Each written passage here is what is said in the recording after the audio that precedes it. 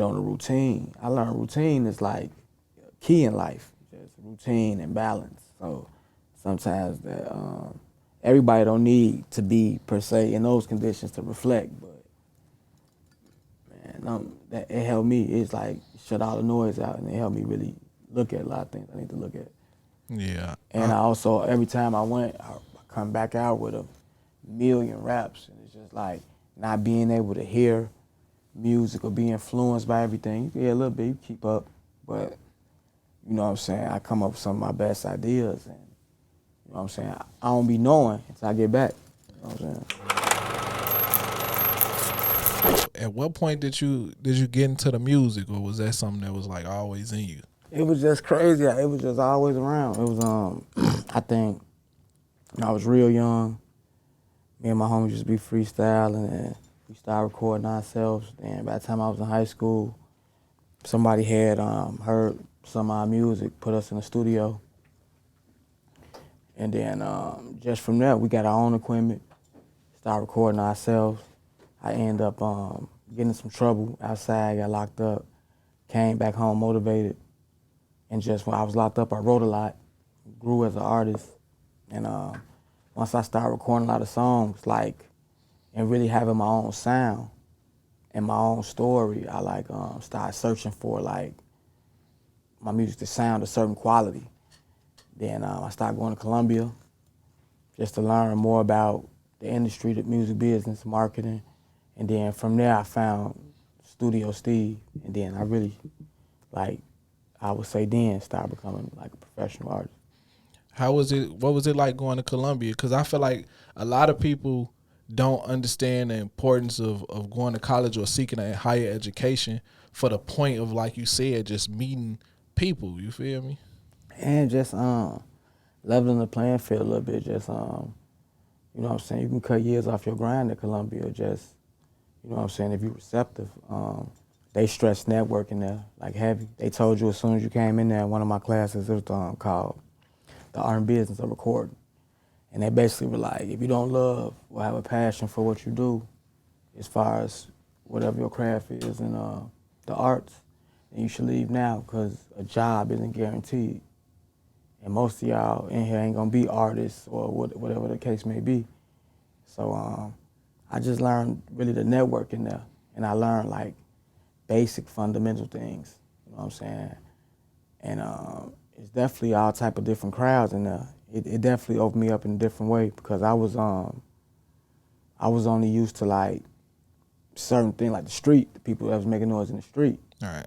Once I got in Columbia, I started seeing the hipster side and the blog side of things, and just how things were transitioning from the streets to just like purely online.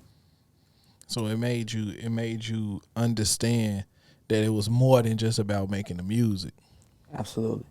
Out the gate, like that was one of the first things. I'm like, it ain't, just making music. It's the way you move. It's what you have behind the music. You know what I'm saying? What type of machine you working out of. So at what point would you say you realize, like, man, I'm pretty good at this shit? Um, I think I had came home from jail one time, and I just had so many songs, and I already had a system to record them real fast, and I just was knocking them out. I already had certain things going on the scene, so I just like jumped back in the mix, and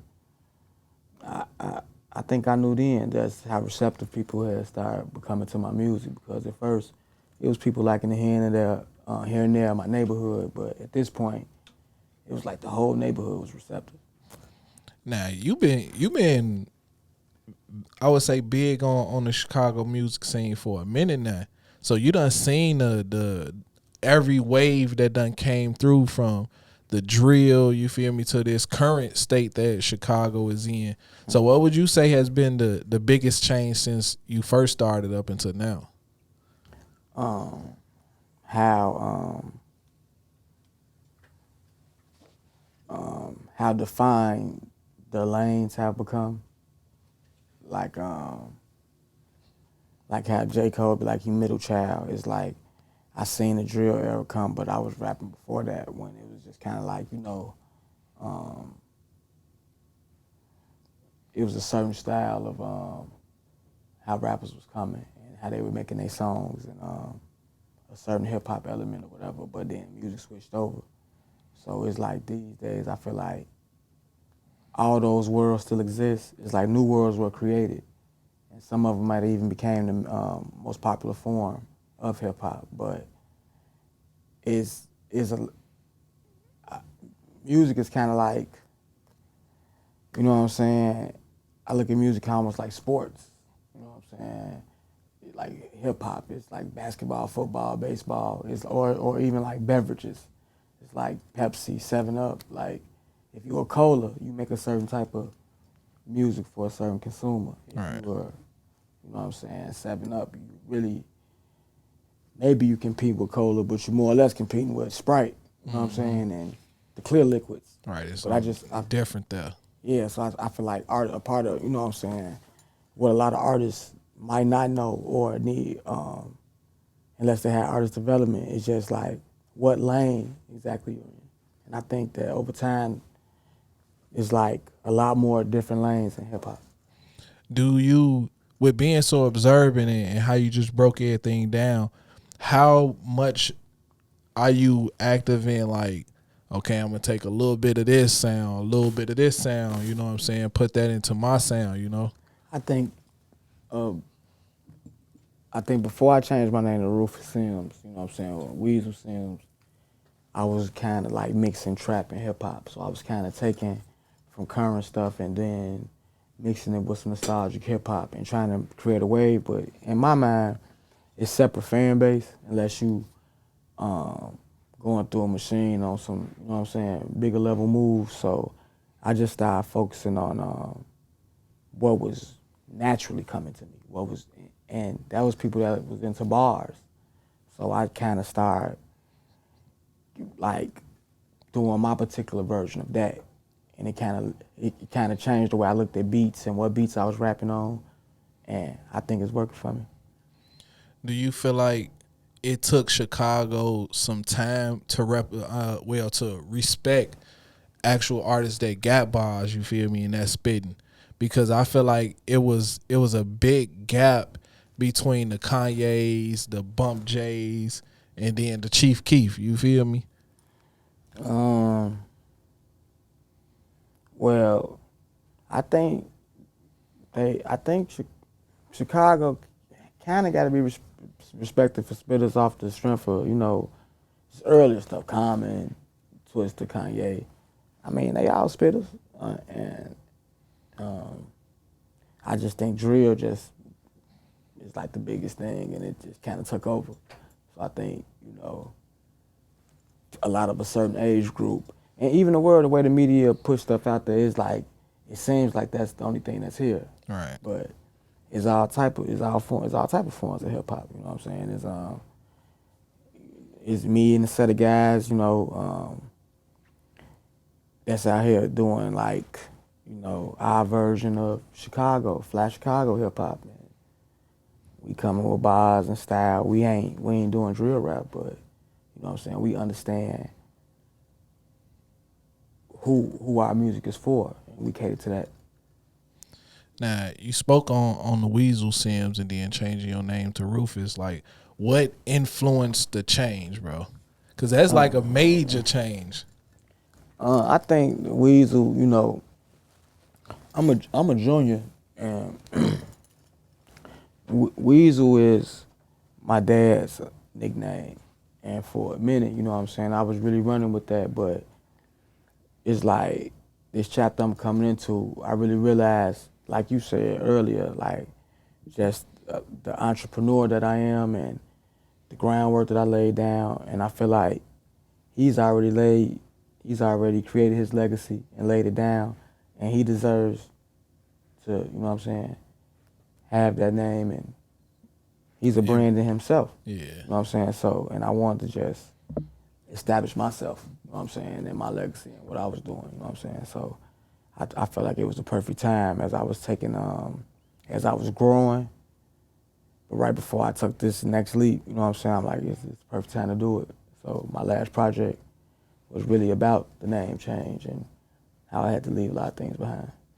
Now, it's difficult for a lot of artists to basically rebrand themselves, especially with a new name. So, have you ran into any roadblocks as far as just switching your name? Because a lot of people will still see you as Weasel Sims. I mean, I'm Weasel in a sense. It's a AKA. I had a song on my last project called "Some People Still Call Me Weasel," but uh, for me, I left a lot of older music. I left it as Weasel. Some of the stuff I changed, like the newer stuff, that when I really been on my hip hop vibe, I changed it to Rufus. And, Rufus killing right now. Rufus is on Weasel ass. I don't know if I curse, but Yeah, you good, bro. Rufus came out the back, out the park swinging. So I don't know. In a sense, it's kind of a fresh start, and I think Weasel laid the path for Rufus. You know what I'm saying? All the lessons, all the setbacks, all the L's, everything I had to go through. Rufus laid the blueprint for Weasel laid the blueprint for Rufus to shine. Yeah, man. It sound like you done did a lot of reflecting, and you like, man, it's time for me to fucking grow, man. Yeah, and it's just like when you know you're growing and you know you gotta take the time to yourself sometimes, and it's just like it might take people some time to get used to, but they'll be able to tell the difference though. Yeah. You briefly spoke on being incarcerated. Now, the question I would ask you is, what was the major thing you learned from, being released from jail the last time?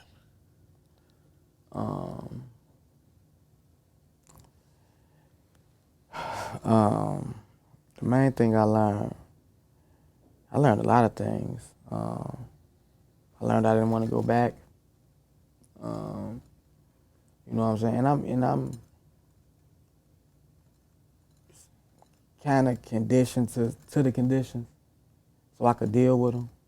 But yeah, it's a bunch of kids in there acting wild. You had to go crazy in there, man. And then it's just the time away from your family, your kids, the setbacks. You know what I'm saying? If you ain't got your stuff all the way together, it could be a starting over point. But I did learn that sometimes you do need to take the time away to shut everything out, because some of those times I came out like way better. You know what I'm saying? You know, it's okay to take a break from having sex. You know, it's less chances to smoke in a joint and do whatever. You know, and you get on a routine. I learned routine is like key in life, just routine and balance. So sometimes that everybody don't need to be per se in those conditions to reflect, but man, that it helped me. It's like shut all the noise out, and it helped me really look at a lot of things I need to look at. Yeah. And I also, every time I went, I come back out with a million raps, and it's just like not being able to hear music or be influenced by everything. You can hear a little bit, you keep up, but you know what I'm saying? I come up with some of my best ideas, and you know what I'm saying? I don't be knowing until I get back. You know what I'm saying?